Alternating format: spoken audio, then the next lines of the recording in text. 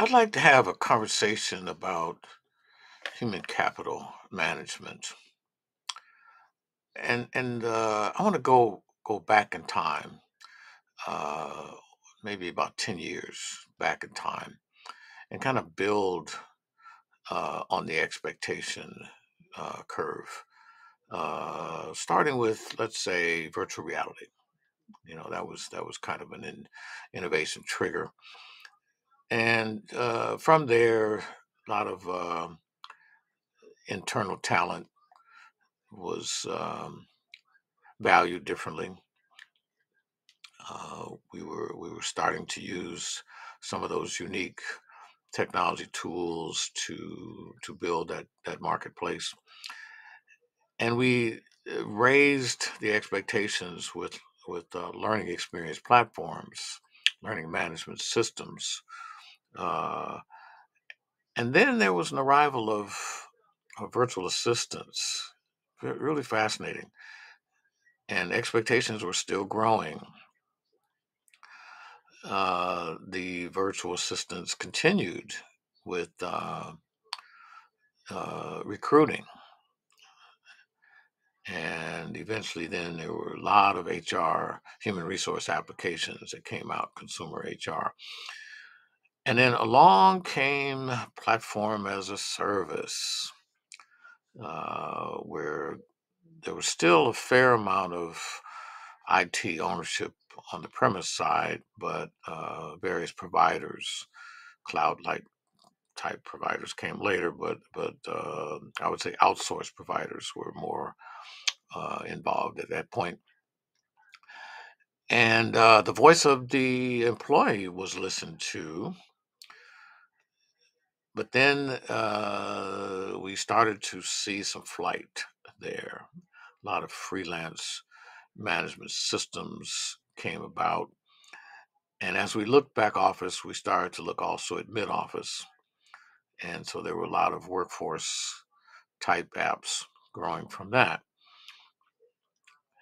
And with companies going global, our expectations were still rather high as we were looking at multi-country payroll. It's very, very hard to do that by hand. So there were various apps and multi-country payroll coming out of that. And so we were probably at our highest exciting expectation as far as continuous feedback of employee performance. And that was probably the peak of our inflated expectations. And so then we started to trail off. We were trying to move into machine learning. I'm talking now about 5 years into all this growth. And surprisingly enough, even though there were conversations about employee wellness, a lot of companies weren't that committed to it. Reward systems were then considered, and the expectations were continuing to drop. It's like employees weren't excited by what was happening. So some other techies came out and strategists came out, and there was some workforce planning and modeling going on.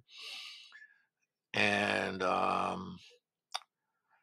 we started to do a fair amount of video recruiting. I remember one of the jobs I had, everything was negotiated video. All right, so um, that led to a potential turnaround in how we were managing human capital, where we were looking at talent analytics. There was some frightening statistics of people who were getting jobs just to get training, and once they got the company funded training that they needed to move on, they moved on. So companies found themselves in the training business, whether they liked it or not. And so we were in a trough of disillusionment, and we had to turn that around. So new innovations came out from this trough. We started to do a little more onboarding. Companies were spending a bit more time to get employees aware of what was expected on this new job, as well as they really wanted to hear from the employees. What do they want to gain from that? And so I would say relationship management systems evolved out of that. Relationship management systems about all of that. Now we started to drill down a little into line management as well, but the talent management continued to grow. We haven't come back to the peak of 10 years ago, peak of expectations from employees that we had 10 years ago, but we're on the way. It's leveling out a little, and so where we are now is there are a lot of cloud human human capital management systems out there. So the best way to really understand what's happening with cloud human capital management is to look at the larger firms, the ones with for instance,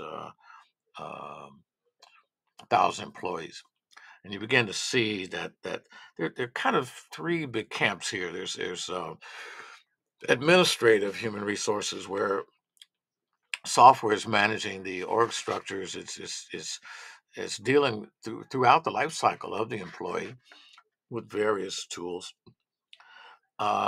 There's a bit of role-based self-service going on, freeing up the upper HR to do other things.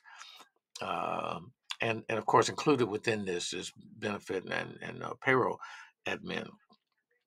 Now, you can include other things like absence management, health and safety administration, and various other evaluated added capabilities. But it depends on what kind of budget you have. Now, I'm a consultant, so I look a lot on the talent management side, and there's various apps and software companies that are very active in onboarding and recruiting, performance management, career and succession planning are included in there, and of course, learning and skills development. I've spent 30 years as a professor, so I'm kind of focused on that side of things. And then, of course, they're integrated services. When you look at HR, like policies, direct access to policies. I'm working with an organization now where if an employee is interested in a particular policy, there's a link that you can click, and the details of that policy are there, or the exact words of the policy are there. So very exciting things going on. There are a lot of companies that are in this game. SAP is one that you may or may not be familiar with. Workday, Darwin Box, People Strong or others. Oracle has a Fusion cloud service in human capital management. Zing HR is active in this space, and there are others. Cornerstone is one of the last ones I remember looking at last week. So very exciting things happening in uh, in the human capital space. So we can't lose sight of the fact that no matter how much we are into generative AI and artificial intelligence, but we still need human capital. There's a certain amount of processing in the way that humans make decisions that is still yet to be modeled. So we have to continue to see the value in our workforce. So that's what this conversation is about. I am Dr. Hamilton, the senior or the principal consultant of Hamilton's Solutions. Thank you for listening.